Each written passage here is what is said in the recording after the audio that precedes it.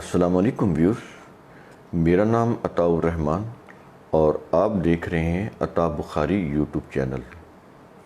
قرآن کریم کی مسلسل ایکسپوزیشن کے سلسلے میں آج ہم سورہ البقرہ کی آیت نمبر 125 کے اوپر ہیں۔ تو یہ بڑی اہم آیت ہے، اس لیے کہ اس کے اندر قرآن کریم کے بڑے ہی اہم الفاظ آ رہے ہیں جن کے تراجم ورشپ کی روح سے کیے گئے اور لوگوں کو پھر قرآن کی جو تفہیم ہے، انڈرسٹینڈنگ ہے، اس سے بالکل دور کر دیا گیا۔ تو یہ چیزیں میں آپ کو ایک ایک ورڈ سمجھاؤں گا کہ قرآن کریم یہاں پر کیا کہنا چاہتا ہے۔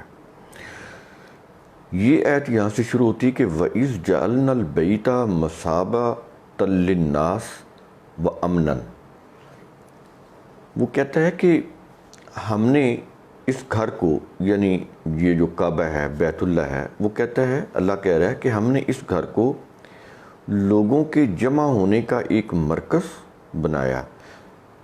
دنیا میں جتنے بھی انسان ہیں وہ ان کا تعلق کسی بھی قوم سے ہو، کسی بھی رنگ سے ہو، کسی بھی نسل سے ہو، کسی بھی زبان سے ہو، کسی بھی جغرافیائی خطے سے ہو، کسی بھی ڈیموگرافک کی سے ریلیٹڈ قوم ہو، وہ یہ کہتا ہے کہ تمام جتنے بھی مین کائنڈ ہے، جتنے بھی انسان ہیں خطہ ارض کے اوپر، وہ کہتا ہے ان سب کے لیے، جہاں دیکھیں صرف مسلمانوں کی بات نہیں کر رہا، للناس کہہ رہا ہے، للناس، اور یہ جو لام ہے، الناس کے ساتھ جو لام ہے، اس کا مطلب ہوتا ہے جو چیز انسانیت کی فائدے کے لیے ہو۔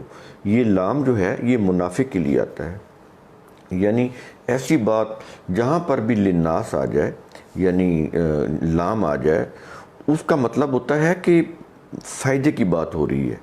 یہاں پر الناس کہہ کر پوری انسانیت سے مخاطب ہو کر کہا جا رہا ہے کہ یہ جو ہم بات کہہ رہے ہیں، تمام انسانیت کا اس کے اندر فائدہ ہے۔ یہ کسی مخصوص نسل کے لیے نہیں ہے، تمام بنی نوع انسان کے لیے ہے۔ کیا ہے کہ یہ جو گھر ہے یہ تمام انسانوں کے جمع ہونے کا ایک مرکز ہے۔ یہ ہم نے مرکز بنایا ہے کہ تمام انسانیت اپنے ہر قسم کے اختلافات کو، اپنی ہر قسم کی وہ جو ان کے درمیان جو جتنے بھی ڈفرینسز ہیں ان کو ایک طرف رکھ کر وہ مٹا کر وہ اس مرکز پر جمع ہو جائیں، اور اپنے جتنے بھی وہ فرقے ہیں، مسالک ہیں، اپنے خود ساختہ تصورات ہیں، عقائد ہیں، ان سے وہ نجات حاصل کر کے امن پالے، اس جگہ پر آ کے امن پالے۔ تو یہ جو مثابۃ للناس و امنا، اس کا مطلب یہ ہے کہ یہ جو گھر ہے بیت اللہ، تو یہ تو اس طرح سے ہے کہ ہم نے اس کو تمام انسانیت کے جمع ہونے کا مرکز، اور تمام اختلافات چاہے وہ مذہبی ہوں، معاشی ہوں، کسی قسم کا کوئی بھی ان کے عقائد ہوں، فرقے ہوں، ان سب سے نجات حاصل کر کے یہاں پر آ کے وہ امن پالیں۔ تو یہ تو اللہ تعالیٰ نے بتا دیا کہ یہ جو بیت ہے اس کی حیثیت کیا ہے، یہاں پر اس کی حیثیت واضح ہوگی۔ آگے قرآن بات کر رہا ہے، کہتا ہے کہ وَاتَّخِذُوا مِن مَّقَامِ إِبْرَاهِيمَ مُصَلَّى۔ اب یہاں پر دیکھیں انہوں نے ایک مصلی بنایا، تو ابراہیم علیہ السلام نے ایک روایت وضع کر دی کہ ابراہیم علیہ السلام نے یہاں نماز پڑھی تھی، تو اس مصلی پہ نماز پڑھی تھی، لہٰذا تم بھی یہاں پر آ کے نماز پڑھو، تو یہ ابراہیم کی سنت ہوگی، اور تم اس کی سنت کو زندہ کرو، تمہیں ثواب ملے گا۔ دیکھیں اس طرح سے مذہب نے قرآن کی میننگز کو بدلا ہے۔ تو اب میں بتاتا ہوں یہ کیا چیز کہہ رہا ہے قرآن کریم۔ کہتا ہے کہ وَاتَّخَذُوا مِن مَّقَامِ إِبْرَاهِيمَ مُصَلَّى۔ اگر تم مقام ابراہیمی حاصل کرنا چاہتے ہو، وہ حاصل کرنا چاہتے ہو مقام ابراہیمی، تو کہتا ہے کہ پھر تم اس نظام کی پیروی کرو جو ابراہیم علیہ السلام نے اللہ کے قوانین کی روح سے قائم کیا تھا، اس کو فالو کرو، اس کے پیچھے پیچھے چلو۔ یہ ہے مصلی۔ مصلی دیکھیں، ایک تو انہوں نے وہ سب بنائی جس کے اوپر نماز پڑھتے ہیں، یہ عربی کا لفظ ہے۔ اب ہمیں یہی سمجھ آتا ہے کہ مصلی یہی ہے، یہ عربی کا لفظ ہے۔ مصلی بھی عربی کا لفظ ہے، مسلین جس کی جمع ہے، تو یہ مسلین ہوتا ہے۔ دیکھیں یہ جو مسلح ہوتا ہے، آپ نے دیکھا ہے کبھی جو ریس کورس ہوتا ہے وہ ایسے گولائی میں ہوتا ہے، ریس کورس ایک ٹریک بنا ہوتا ہے گولائی میں، اور اس میں گھوڑے دوڑتے ہیں۔ جو گھوڑا جس نے بھی اس دوڑ کے اندر شامل ہوتا، جتنے بھی گھوڑے اس دوڑ میں شامل ہوتے ہیں، تو انہوں نے اس ٹریک کے اندر رہ کے ریس لگانی ہوتی ہے۔ اگر کوئی گھوڑے اس ریس سے باہر ہو جائیں، یعنی اس ٹریک سے یا دائیں ہو جائیں یا بائیں ہو جائیں، تو وہ کوالیفائی نہیں کرتے، وہ ڈسکوالیفائی ہو جاتے ہیں۔ اسی ٹریک میں رہ کر گھوڑوں نے دوڑنا ہوتا ہے، اور جو اس ٹریک میں رہتے ہوئے گھوڑا آگے نکل جاتا ہے وہ جیت جاتا ہے، ون کر جاتا ہے۔ ایسے ہی ہے نا، تو تمام گھوڑے وہ اس ٹریک کے اندر یوں ایسے دوڑ رہے ہوتے ہیں، یہ ریس کورس ہوتا ہے۔ آپ نے اگر دیکھا ہو تو آپ کے ذہن میں یہ امیج پورا کانسیپٹ اس کا آ چکا ہوگا کہ یہ قرآن کریم کیا بات کر رہا ہے۔ یہ جو ٹریک ہے جس کے اندر گھوڑوں نے ریس لگانی ہوتی ہے، دوڑنا ہوتا ہے، جیتنا ہوتا ہے، دیکھیں یہاں سے قرآن کریم نے یہ لفظ اٹھایا ہے مسلح کا، یعنی یہ جو ٹریک ہے یوں سمجھ لیں کہ قرآن کریم کے دیے ہوئے اصول اور ضابطوں کا ٹریک، تو اس کے اندر رہتے ہوئے انسانوں نے اپنی زندگی کی دوڑ لگانی ہے۔ اب سمجھ آئی یہ کیا چیز ہے مسلح؟ یعنی تمہاری جو زندگی کے، انسانوں کی زندگی کا جو بھی جس طرح سے بھی انہوں نے یہ زندگی کی دوڑ ون کرنی ہے، آگے نکلنا ہے، ایکٹیویٹی کرنی ہے، جو بھی کام کرنے ہیں اس زندگی کے، تو وہ کام جس طرح گھوڑے ریس کورس کے، وہ اس کورس کے اندر رہتے، اس ٹریک کے اندر رہتے ہوئے دوڑتے ہیں، اور اگر کوئی گھوڑا اس ٹریک سے باہر نکل جاتا ہے، ڈسکوالیفائی ہو جاتا ہے، تو یہ سمجھیں کہ وہ جو ٹریک ہے جس کے اندر انہوں نے دوڑنا ہوتا ہے، وہ ٹریک یوں سمجھیں کہ یہ وہ راستہ ہے جو اللہ کے قوانین کی روح سے ہے۔ تو ان قوانین کی روح سے اس راستے کے اوپر آپ نے چلنا ہے۔ جو قوم بھی اس ٹریک سے ڈی ٹریک ہو کے دائیں بائیں ہو جائے، اس ٹریک کے اندر نہ رہے، اللہ کے قوانین اور ضابطوں کے ٹریک کے اندر نہ رہے، اس کی جو زندگی کی دوڑ ہے وہ اس ٹریک سے علیحدہ ہو کر وہ کر رہے ہوں، تو پھر وہ ڈسکوالیفائی ہو جاتے ہیں اللہ کے قانون کی روح سے۔ سمجھ آ رہی ہیں یہ چیزیں؟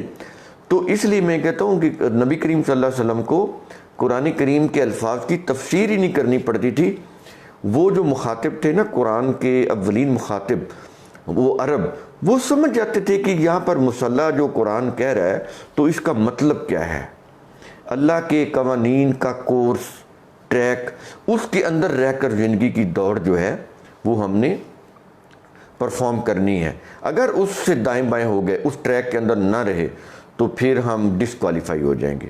وہ پھر ہماری جتنی بھی ایکٹیویٹیز ہے، ہمارا دوڑنا، ہماری محنت، سب ضائع چلی جائے گی، حبطت اعمالہم ہو جائے گی۔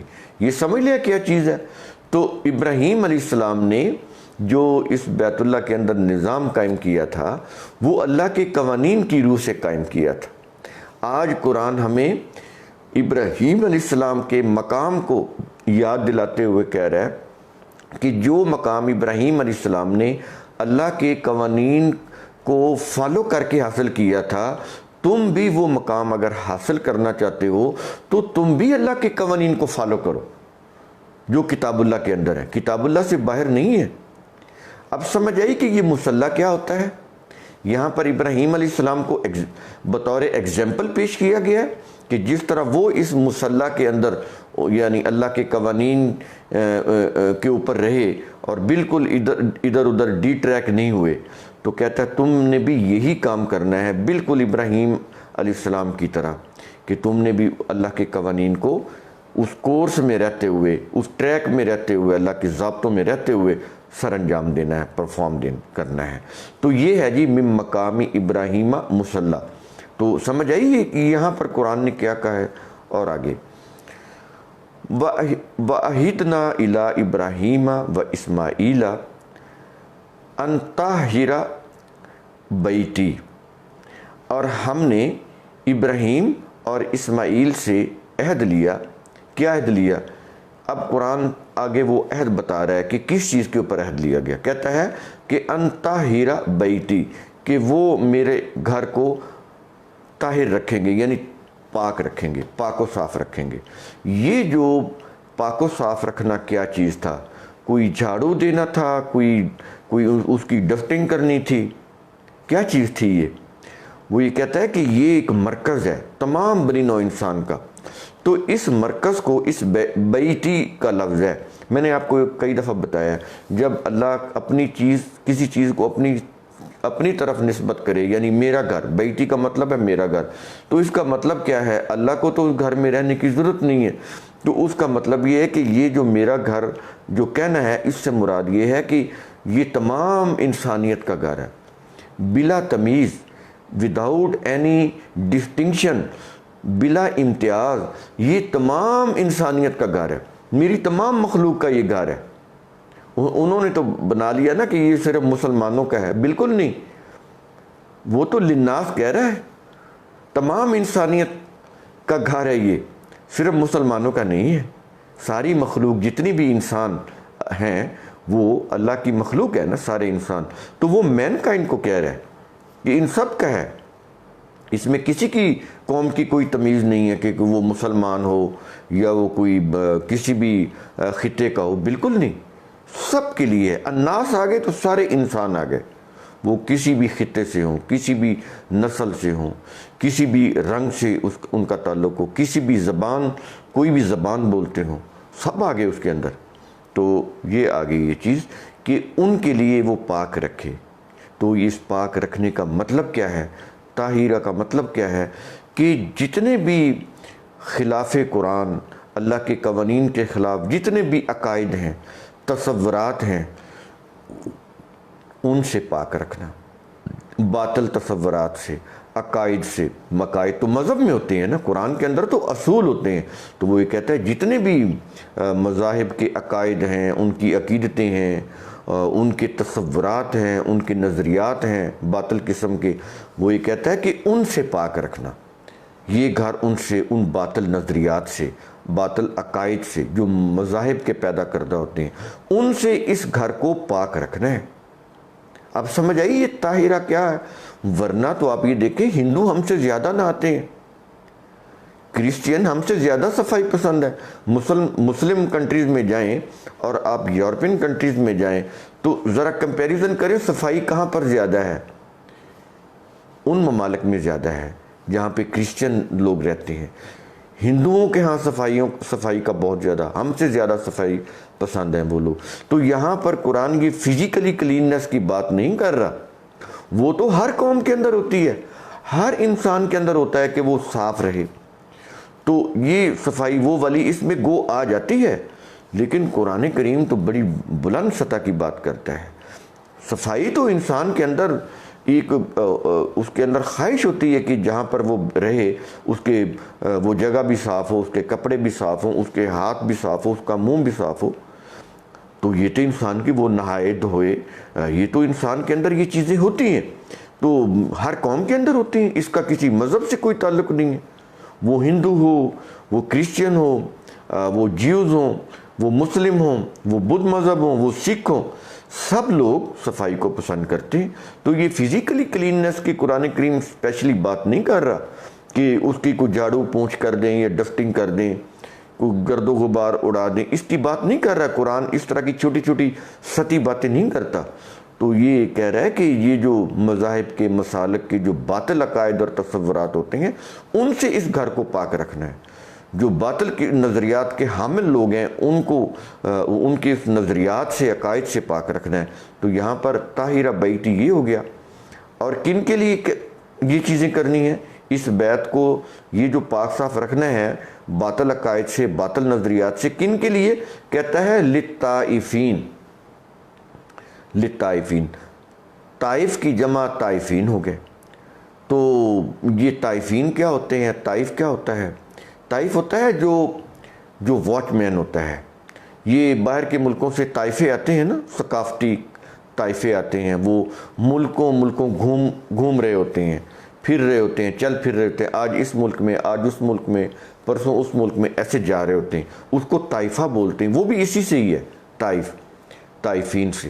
تو یہ جو طائفین ہوتے ہیں کون ہوتے ہیں؟ واچ مین، جو نگرانی کرتے ہیں ملک کی، جو سرحدوں کے اوپر نگرانی کر رہے ہوتے ہیں، جیسے رینجرز ہوتی ہے، اور جو ایگزیکٹو ہوتے ہیں وہ انٹرنل لیول کے اوپر، ہوم منسٹری ان کی ہوتی ہے، ان کی جو داخلہ ان کے ایگزیکٹو ہوتے ہیں داخلی امور کے، وہ اس کی اندرونی طور پر اس کے واچ مین ہوتے ہیں کہ اندرونی معاملات کے اوپر نظر رکھنا کہ کہیں کوئی فساد نہ پھیل جائے، کہیں بد امنی نہ ہو جائے، کہیں کوئی اس طرح کی کوئی چیز نہ ہو جائے کہ کوئی فساد پیدا ہو جائے۔ تو یہ چیزیں، تو واچ مین، پہرے دار، نگرانی کرنے والے، پاسبانی کرنے والے، تو ان کو قرآن طائفین بولتا ہے، کہتا ہے ایک اسٹیٹ کی جو پاسبانی کرنے والے ہوتے ہیں، جو نگرانی کرنے والے ہوتے ہیں کہ اسٹیٹ کے اندر پیس رہے، امن رہے، خوشحالی رہے، معیشت اچھی طرح سے چلتی رہے، سیاسی نظام جو ہے وہ اسٹیبلش رہے، کہیں کوئی رخنہ اندازی پیدا نہ ہو جائے، کہیں کوئی انارکی پیدا نہ ہو جائے۔ تو یہ جو پاسبان ہوتے ہیں، یہ جو نگہبان ہوتے ہیں، یہ جو کہ جن کی یہ سوچ ہوتی ہے کہ لوگ جو ہیں رات کو چین کی نیند سوئیں، اور وہ جو ایگزیکٹو ہوتے ہیں حکومت کے، وہ رات کو اٹھ کے پہرا دیں تاکہ لوگ چین کی نیند سوئیں، یہ راتوں کو ان کی حفاظت کریں، ان کے شہروں کا پہرا دیں، ان کے گھروں کا پہرا دیں کہ کسی کے ہاں کوئی ڈکیتی نہ ہو جائے، چوری نہ ہو جائے، ہر ایک کی مال، جان، عزت، آبرو محفوظ رہے۔ تو ان کو قرآن طائفین بولتا ہے۔ دیکھا انہوں نے کس طرح سے میننگ بدلے۔ طائفین کو طواف کرنے والے، پھیرے، جیسے ہندوؤں کے ہاں پھیرے ہوتے ہیں، انہوں نے بھی وہ پھیرے لینے والا کر دیا۔ قرآن کریم کے اندر یہ دیکھیں، یہ عربی کے الفاظ ہیں، آپ دیکھیں اس کی ایٹمالوجی کو دیکھیں، اس کے روٹ ورڈز کو دیکھیں، روٹس میں جا کے میننگ دیکھیں کہ طائفین کا مطلب کیا ہوتا ہے۔ تو یہ مطلب ہے طائفین کا، ان کے لیے اس گھر کو پاکیزہ رکھنا ہے، اللہ کے اس گھر کو، بیت اللہ کو پاک رکھنا ہے۔ للطائفین، میں نے سمجھایا طائفین کیا ہوتے ہیں، اور اس کی جو تاریخ کے اندر کوئی مثال اگر ڈھونڈنی ہو تو آپ کو فوراً مل جائے گی عمر رضی اللہ تعالیٰ عنہ، کہ وہ مدینہ کی گلیوں میں رات کو پہرا دیتے تھے۔ لوگ سو رہے ہوتے تھے اور وہ مدینہ کی گلیوں میں رات کو جاگ کر پہرا دے رہے ہوتے تھے کہ کہیں کوئی بدنظمی نہ ہو جائے، کہیں کوئی انتشار نہ ہو جائے، کوئی فساد نہ ہو جائے، کسی کی کوئی جو ہے جان، مال، عزت، آبرو سب کی محفوظ رہے۔ اس کے لیے وہ راتوں کو اٹھ کر پہرا دیتے تھے۔ یہ عمر رضی اللہ عنہ کی مثال ہسٹری جیسی بھی ہے اس کے اندر آپ کو مل جائے گی۔ وہ تھے طائف، قرآن کریم کی اس آیت کی روح سے صحیح معنوں میں طائف۔ اگر ہسٹری میں کسی کو دیکھنا ہے تو عمر رضی اللہ عنہ کی ایگزامپل آپ کے سامنے آپ کو نظر آ جائے گی۔ تو طائفین کا مطلب میں نے سمجھایا۔ اب آگے آ رہا ہے والعاکفین، اس گھر کو پاک رکھنا ہے کن کے لیے؟ طائفین کے لیے اور عاکفین کے لیے۔ عاکفین کون ہوتے ہیں؟ عاکفین عاکف کی جمع ہے۔ تو یہ عاکف ہوتا ہے جو الجھے ہوئے بالوں میں کنگھی پھیرے، یہ تو اس کی بنیادی میننگ ہو گئے۔ اب اس کے اصطلاحی میننگ کیا ہیں؟ جو ریاست کے مسائل کو حل کرنے والے لوگ ہوتے ہیں، قرآن ان کو عاکفین بولتے ہیں۔ اسی سے انہوں نے اعتکاف بنایا، ان کو تسبیحاں پکڑا کے مسجدوں کے اندر انہوں نے آخری وہ جو 10 دن ہوتے ہیں نا رمضان کے، تو وہ کپڑے لگا کے وہ گوشہ نشینی کر کے 10 دن ان کے ضائع کر دیے، اور وہ اندر بیٹھے اللہ اللہ اور تسبیحاں کر رہے ہوتے ہیں۔ گوشہ نشینی رہبانیت کا ایک وہ جیتا جاگتا ایک وہ ایگزامپل ہے، وہ انہوں نے اڈاپٹ کر لی، کرسچین سے لے لی چیزیں۔ تو وہ بیٹھ کے وہ 10 دن اپنی زندگی کے وہ بالکل ضائع کر کے آ کے چلے جاتے ہیں، اپنے ہاں وہ بڑا ثواب کماتے ہیں۔ یہاں سے انہوں نے بنایا اعتکاف یا عاکفین سے۔ تو عاکفین کون ہوتے ہیں؟ جو ریاست کے، ملک و قوم کے الجھے ہوئے جو مسائل ہوتے ہیں، جو نیشنل ایشوز ہوتے ہیں، ان ایشوز کو وہ سمجھتے ہیں اور ان کا سلوشن دینے والے ہوتے ہیں۔ سوشل سائنٹسٹ ہوتے ہیں وہ۔ قرآن ان کو عاکفین بول رہا ہے۔ سمجھ آ رہی ہے کون ہوتے ہیں عاکفین؟ کس طرح سے مذہب نے پھر وہ اعتکاف بنایا اور ان کو 10 دن کے لیے وہ ان کی زندگی کے 10 دن ضائع کر دیے۔ تو یہ عاکفین یہ ہے۔ اس طرح سے قرآن کریم کو سمجھیں گے تو آپ تصور کریں کہ جو شخص یا جو قوم اس قرآن کو سمجھ لے گی وہ کتنی پروگریسو مائنڈ سیٹ کی حامل بن جائے گی، اس کا ایک ایک لمحہ، ایک ایک وقت کتنا قیمتی بن جائے گا، وہ کتنی پروگریس کرنے لگ جائے گی۔ اور آگے وَالرُّكَّعِ السُّجُودِ، اور کن کے لیے پاک رکھنا ہے اس گھر کو؟ جو اللہ کے قوانین کے سامنے جھک جاتے ہیں، یعنی ان کے جو بھی عقائد ہوتے ہیں، ان کی جو بھی ان کے مسلک ہوتے ہیں، جو بھی ان کی فقہ شریعتیں ہوتی ہیں، وہ سب کو ایک طرف رکھ دیتے ہیں، اپنے ان خود ساختہ تصورات کو، عقائد کو، اعتقادات کو، سب کو ایک طرف رکھ دیتے ہیں، اپنا مذہب، مسلک، اپنے عقائد ایک طرف رکھ کے اللہ کے قوانین کے سامنے جھک جاتے ہیں جو قرآن کے اندر۔ تو اس کو رکوع بولتے ہیں، وَالرُّكَّعِ، یعنی رکوع کرنا ان قوانین کے سامنے، bow before the law of Allah, that is described in Quran, جو قرآن کے اندر ہے، قرآن سے باہر نہیں ہے، ان کے سامنے بو کرنا، جھک جانا۔ تو یہ جھک جانا، یہ فزیکلی جھک جانا نہیں، یعنی دل سے مان لینا کہ جو میرے خود ساختہ عقائد ہیں، یا جو میرے آباء و اجداد کے جو عقائد ہیں، جو مذہب ہے، جو مسلک ہے، جو میرے مذہبی پیشواؤں کا دیا ہوا ہے، یہ سب کو میں ایک طرف اپنے ذہن سے نکال کے ان کو غلط تصور کرتا ہوں، اور انہی قوانین کے سامنے اپنا سر تسلیم خم کرتا ہوں جو قرآن کے اندر ہیں، جو اللہ کے دیے ہوئے ہیں، انہی کو میں مانتا ہوں۔ تو اس طرح کا جو ماننا ہے وہ رکوع کہلاتا ہے۔ یہ فزیکلی آپ رکوع کریں، لیکن اللہ کے قوانین کو جو قرآن کے اندر ہے نہ سمجھیں، آپ کرتے رہیں یہ فزیکل رکوع، کوئی فائدہ نہیں دے گا۔ اور آگے کہہ رہا ہے وَالسُّجُودِ وَالرُّكَّعِ السُّجُودِ، رکوع کی بات ہوگی۔ سجود ہوتا ہے یہ آخری درجے کا مان لینا ہوتا ہے، جہاں پر پھر عمل شروع ہو جاتا ہے، یعنی ان قوانین کی صداقت کے اوپر اتنا یقین ہو جانا، ان کے سامنے جھکنا یعنی ان کو مان لینا، پھر اتنا مان لینا، ان کی صداقت کے اوپر اتنا یقین پختہ ہو جانا کہ اگر میں نے ان کے اوپر عمل کیا تو میں اس دنیا میں بھی اور آخرت میں بھی کامیاب ہو جاؤں گا۔ یہ جو چیز ہے یہ سجدہ کے اندر آ جاتی ہے، قرآن اس کو سجدہ بولتا ہے، یعنی آخری درجے کا یقین کامل ہو جانا کہ اگر میں ان قوانین کو سمجھوں گا، ان کے اوپر عمل کروں گا، تو اس نیت سے جو ان کو سمجھنا اور سر تسلیم خم کرنا، یہ رکوع اور سجدہ ہو گیا۔ اب اس آیت کو پوری طرح سے آپ دوبارہ اس ویڈیو کو ذرا واچ کیجئے گا تو آپ کو یہ پورا سمجھ آ جائے گا کہ قرآن کریم نے کیا کہا ہے، اور ہم انہی آیات کی اندر ان کی میننگ کو تبدیل کر کے ہم ورشپ کر کے کتنے عرصے سے ہم ناکام جا رہے ہیں۔ پوری دنیا کے مسلمان ورشپ میں پڑے ہوئے ہیں نا، اور پوری دنیا کے مسلمان آئے روز محکوم ہوتے چلے جا رہے ہیں، پست ہوتے چلے جا رہے ہیں، ڈکلائن کا شکار ہوتے چلے جا رہے ہیں۔ حالت یہاں پر پہنچ گئی کہ آج وہ عرب جنہوں نے نفرت دلائی تھی اسرائیل سے، آج وہ خود اس اسرائیل کے وجود کو تسلیم کر چکے ہیں۔ ہے نا یہ چیز؟ تو کیا چیز ہوتی ہے اگر یہ چیزیں جو یہ انہوں نے آج تک کی کہ یہی دین ہے، تو پھر تو قرآن تو کہتا ہے کہ ان کنتم مومنین، اگر تم مومن ہو تو کہتا ہے وَأَنْتُمُ الْأَعْلَوْنَ، تم ہی سپیریئر ہوگے، تم ہی ڈومیننٹ ہوگے۔ اگر یہ چیزیں مومن بنانے والی تھیں، یہ جو ورشپ کی چیزیں جو انہوں نے کنورٹ کر کے ورشپ بنائی، انہی الفاظ کو کنورٹ کر کے، تو یہ تو پھر آج پوری دنیا میں سپیریئر ہوتے، ڈومیننٹ ہوتے، لیکن نہیں۔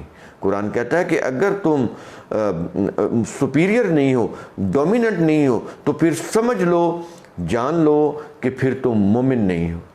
آج ہم مومن نہیں ہیں قرآن کریم کی اس آیت کی روح سے، اگر ہوتے تو آج ہم سپیریئر ہوتے۔ ہم سپیریئر نہیں ہیں، اس کا مطلب ہم مومن نہیں ہیں۔